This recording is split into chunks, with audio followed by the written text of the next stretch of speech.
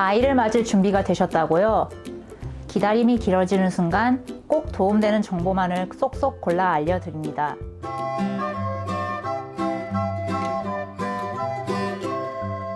안녕하세요. 임신 준비반 오늘의 쌤 김민경입니다. 아이를 가져야겠다 결심했을 때 가장 먼저 해야 할 일은 무엇일까요? 라고 묻는다면 저는 산전검사라고 말씀드려요. 산전검사는 본인과 배우자의 건강 상태를 확인하고 임신에 영향을 끼치는 나쁜 인자가 있다면 미리 파악해서 적극적인 치료를 하는 일종의 준비 과정이기 때문이죠. 향후 태아와 임신 예후에 영향을 줄 수 있는 질환에 대한 선별 검사와 감염 질환의 항원, 항체 유무에 대한 검사를 받아야 합니다. 이를 위해 혈액 검사, 소변 검사, 내진 검사 등이 진행됩니다. 우선 혈액 검사로는 혈액형, 빈혈, 혈소판 수치, 풍진, 성병, 간염, 간 기능, 수두 등을 확인할 수 있는데요. 이 중 혈액형 검사는 응급 상황에 특히 도움이 될 수 있습니다. 혈액형 RH 인자와 불규칙 항체를 검사해서 용혈 현상 등으로 인한 유산, 조산, 사산 등의 위험에 대해 대비할 수 있기 때문입니다. 빈혈이 있는 경우 철분제를 복용해서 수치를 정상화시키면 임신 합병증을 예방할 수도 있습니다. 임신 중 풍진에 걸릴 경우 태반을 통해서 태아에게 수직 감염될 수가 있는데 예를 들어서는 난청, 백내장, 심장기형, 소두증 등 여러 가지 문제가 있을 수 있습니다.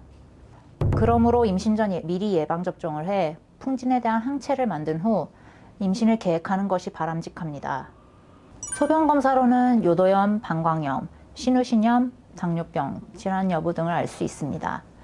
이를 치료하지 않고 임신되는 경우 유산, 조산 등의 위험성이 있으므로 각별한 주의가 필요합니다.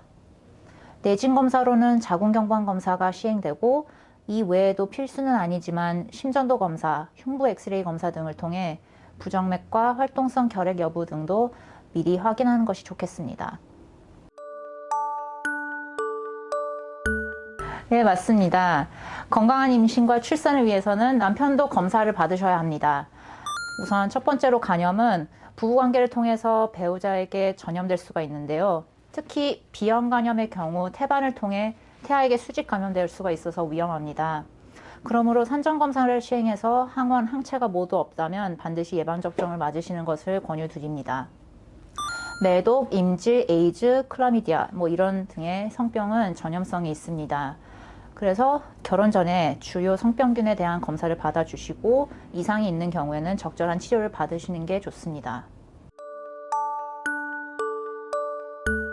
임신을 준비할 때 검사를 꼭 받아야 하는지, 검사 결과가 좋지 않으면 어떻게 해야 하는지 걱정하는 분들이 많으실 거예요. 검사를 하는 궁극적인 이유는 자신의 몸 상태를 보다 더 정확하고 면밀하게 체크해서 가장 적합한 시기에 임신을 시도하기 위함입니다.